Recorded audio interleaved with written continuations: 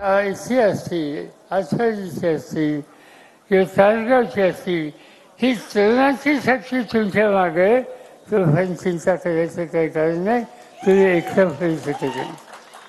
आणि हे तुम्ही आज म्हणताय 55 वर्षापूर्वी माझी अवस्था तीच होती. मी वयाच्या 26व्या वर्षी निवडणुकीला उभं राहण्याचा विचार केला होता आणि माझ्या विरुद्ध सगळे आमचे कठीण नेते होते.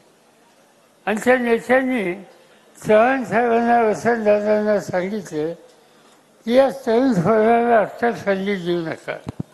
पण नेत्यांनी ऐकलं नाही. विरोधक खूप होते, तरी नेत्यांनी ऐकलं नाही.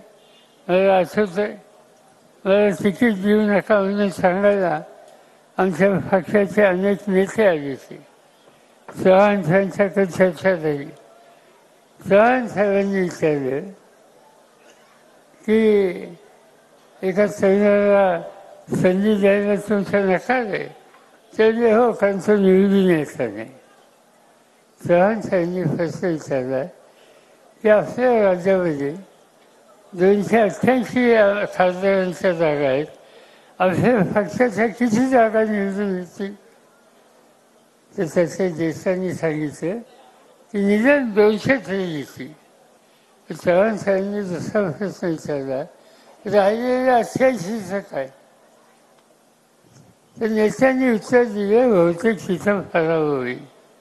चव्हाण साहेबांनी सांगितलं, शरद पवारांचे असंच दिसतंय. आपल्याकडे किती येतील तर तुम्ही 200 येतील म्हणतात, 88 व्हायची तर तेच तुम्ही सांगता. त्या 88मध्ये आणखीन एक घाला आणि ते 89 व्हायची असं सांगा, शरद पवारांना तिकीट द्या. आणि मला तिकीट दिलं आणि त्या दिवसापासून आज 55 वर्ष मी सतत निवडून येतोय. एकदा सुद्धा लोकांनी मला घरी केले. आणि त्यामुळं आजच्या वयामध्ये तुम्ही रोहित या ठिकाणी देताय. माझी पूर्ण खात्री आहे की पुढची 5-50 वर्ष या भागाचं नेतृत्व करण्याचा अधिकार हा त्यांचा राहणार आहे.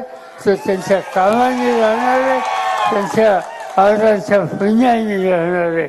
आणि त्यासाठी त्यांना मोठ्या मताने विजय करा ही आग्रहाची विनंती मी आपल्याला करतोय. ही करत असताना खेदाचा मतदारसंघ खानापूर अथाली विसापूर या विधानसभा मतदारसंघातून राष्ट्रवादी काँग्रेस आणि आमच्या सरकारांच्या वतीनं वैभवदादा सदाशिव पाटील हे तुतारी वाजवणारा माणूस या चिन्हावर निवडणूक करत आहेत.